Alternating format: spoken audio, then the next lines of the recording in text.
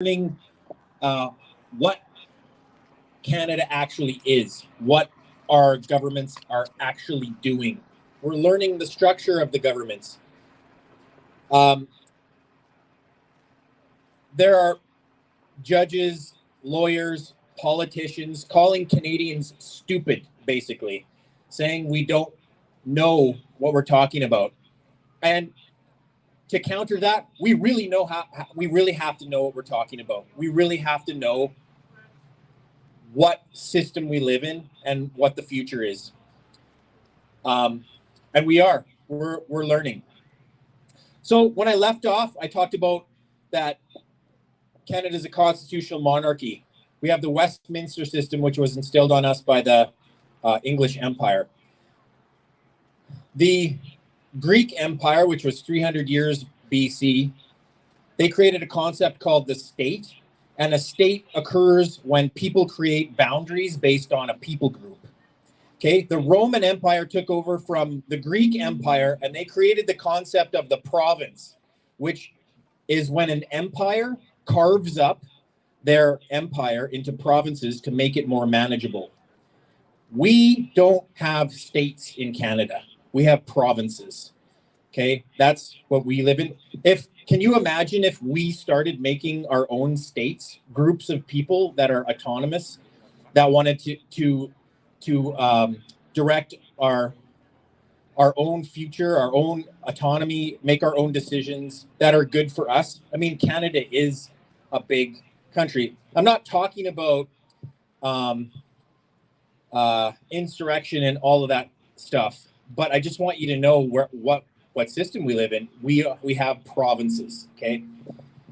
And the previous speaker talked about the powers that the Crown has still in Canada. The reason why I'm talking about this is, on my way here, I'm thinking, what should I talk about? Because I was watching what was happening in Ottawa. And at the War Memorial, a veteran was talking. And the veteran actually started to quote Socrates. He was talking about philosophy, ideas. This is where we're at in Canada, which is an exciting time. Like, you've got, and then another war vet at the memorial was talking about how when he got back from service, he needed to try and integrate himself back into society. He wanted to get a psychology degree and things like that. And I really commend the speakers in Ottawa right now, the veterans. And one of the things interesting about Socrates is that he was killed by his own people for telling the youth to question everything, to question society, to question authority. He had to drink hemlock, which is a poison, because his government said, you're corrupting the youth, you're telling them to question everything. Socrates taught Plato. Plato taught Aristotle, and Aristotle taught Alexander the Great, who started the Greek Empire that created the idea of the state, autonomous people. And I don't know how many people know this, but that empire was so powerful and extended so far that the original language that the New Testament was written in was Greek. If you want to study the Bible in its original language, you have to learn ancient Greek. And I had to study it a little bit when I was learning the Bible. Now, another thing that influenced what I was going to say today was I saw a comment on Facebook that said, well, that's it. There's nothing we could do anymore. We just have to get a bunch of weapons and fight. And I don't think that's the way. Just like I said, one of what happened to start one of the world's greatest empires was thoughts and ideas. Those are more powerful. How many people know who Mahatma Gandhi was? Yeah, like he use weapons to emancipate India from the British Empire? No, he didn't. He learned, he studied law in England. He learned their system. He learned how they think. He came back and he did peaceful protests. And I don't know how many people know, but he was successful, right? He got himself out from under an empire. And how many people know how Gandhi died? Can someone tell me? How did he die? He was murdered by one of his own for being too tolerant to Muslims. He was a tolerant guy. He was killed by one of his own. Socrates killed by one of his own, by his own government, his own people, Gandhi as well. And so I talked about how most of the New Testament was written in Greek because of the Greek Empire expanding their language. And then the Roman Empire took over and came up with the concept of provinces. And that's the empire that this Jewish teacher was under. And this Jewish teacher was named Yeshua. And if you translate his name into English, it's Jesus. So under that empire, people started to think that this Jesus guy was the Messiah of Israel that was going to take them out from underneath the Roman Empire. And was his message that, let's get a bunch of weapons, let's conquer the Romans, let's do this? No, it was, he told everybody to look into their own hearts, and that their kingdom starts in their hearts. Their kingdom starts in minds. It starts with changing ourselves, with looking into ourselves. Yes, there are super messed up things about our system. We're not heard. There is a class system in Canada. I saw it in Ottawa. I was there. They think we're a bunch of morons that don't know it. Not all of them, okay? But there is a class system in Canada that thinks that we are just a bunch of cavemen and women that don't know anything. And we have to counter that by knowing as much as we possibly can. Now, and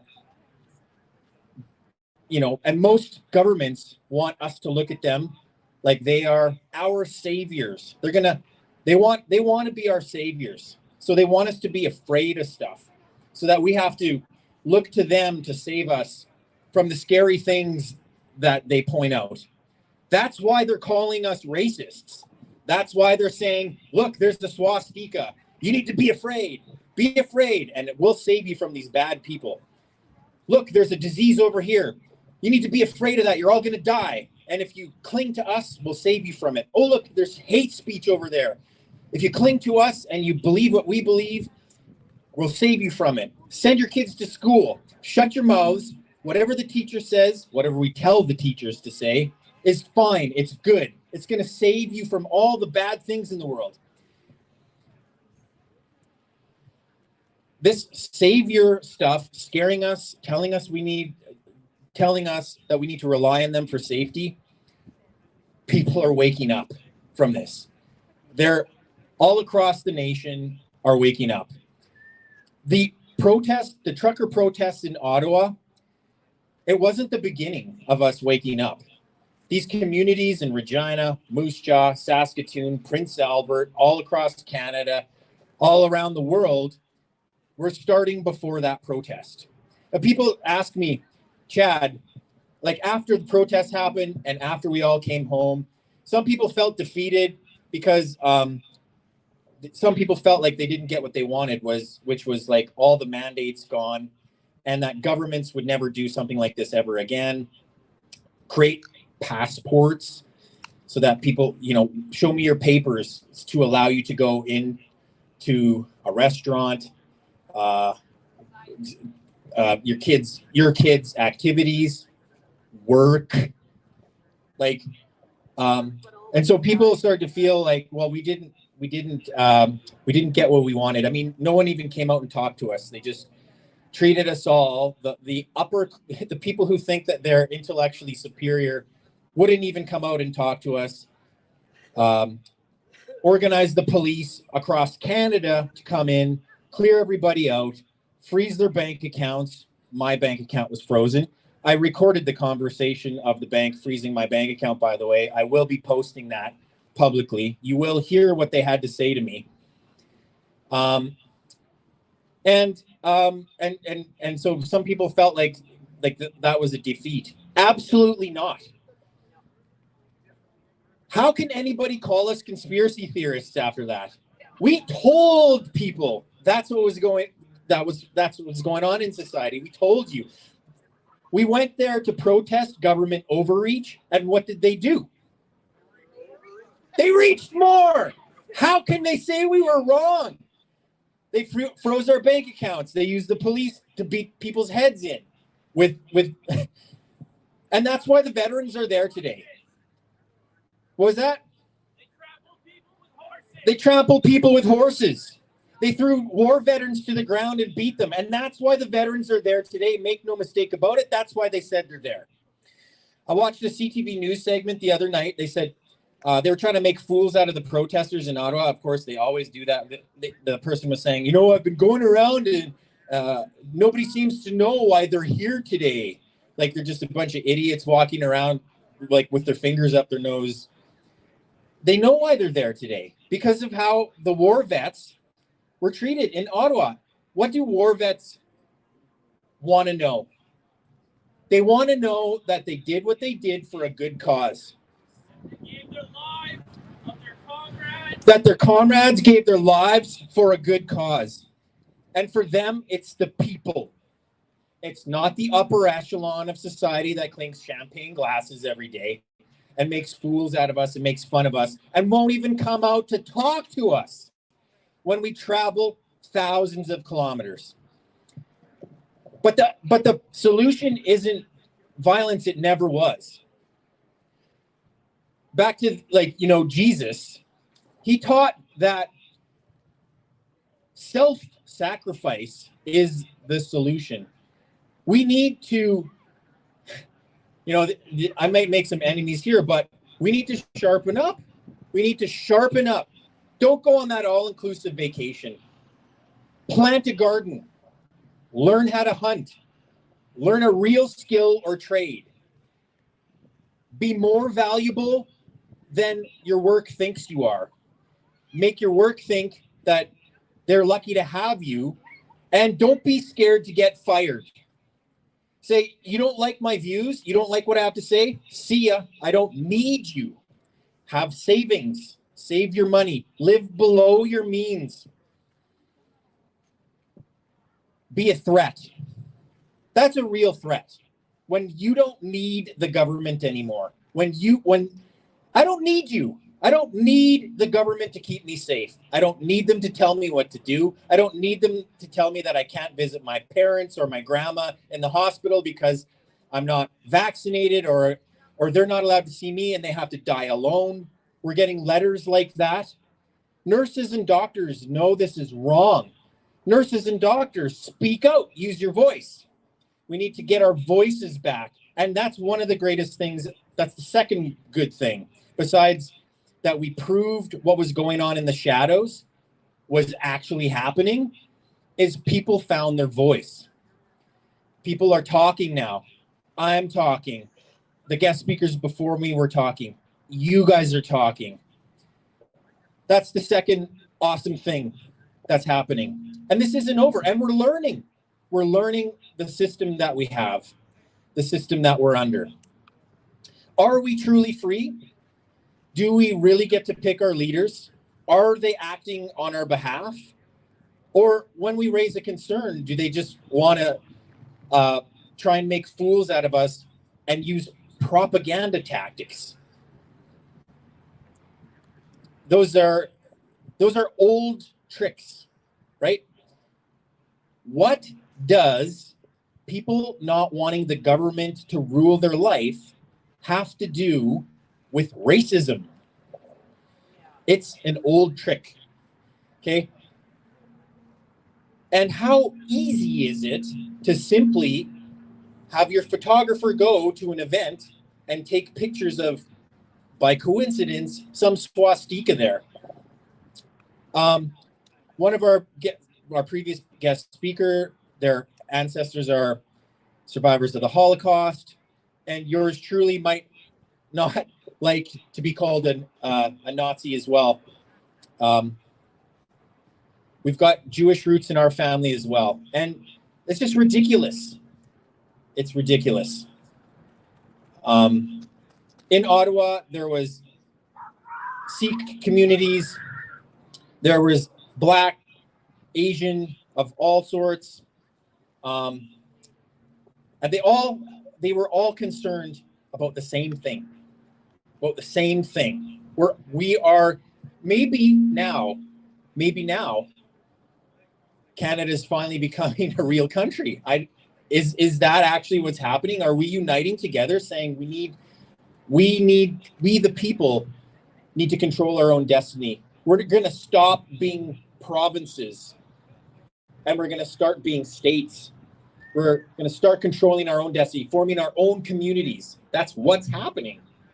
People are forming real communities with real roots. So I want to say there's been great success out of all of this. Immense. You know, people are waking up. People who are on the fence are getting off the fence. They're coming over to us. There are people that you'll never be able to convince, right? The trolls, the people that just come on and say really stupid things.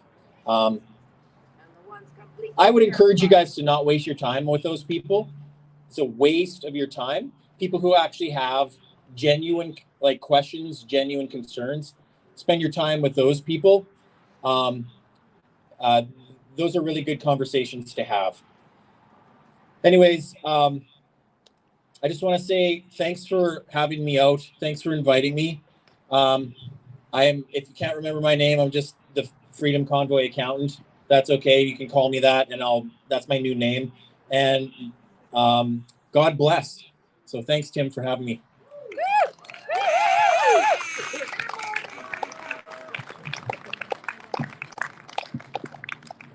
Okay, thanks again to Chad Eros. Yeah. And again, some great words of wisdom. There's lots of interesting things that he says in there. Chad always considered himself a boring person who is just an ordinary individual. Look how extraordinary you can become when the opportunity comes. We can all be extraordinary when we're called to be. But you just have to listen for that calling and take it and seize it. Every one of us can be extraordinary. Okay, our final speaker of the day. Surprisingly enough, he's also a freedom advocate and one that's well known in many platforms. He's also known as the Grizzly Patriot. He's seen on many social platforms. He's been banned from YouTube. He's been thrown in Facebook jail. I think that's kind of a badge of honor, isn't it? Banned from YouTube, Facebook jail. It's like, yes, I've been banned from Facebook. He's a proud Canadian nationalist. Let's give a warm welcome to Mr. Mark Friesen.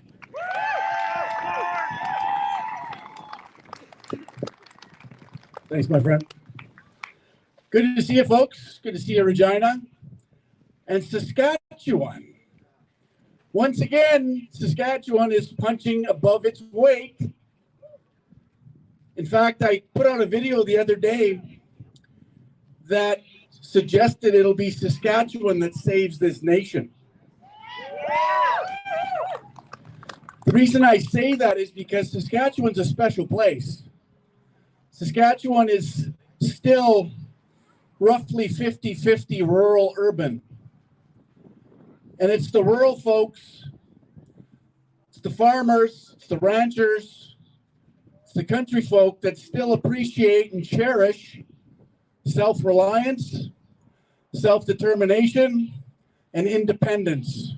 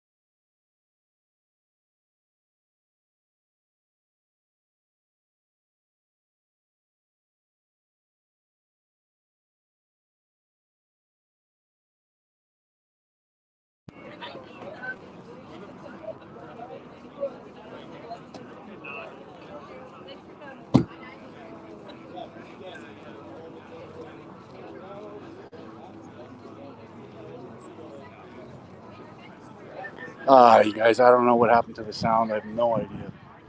But, that's the way it goes.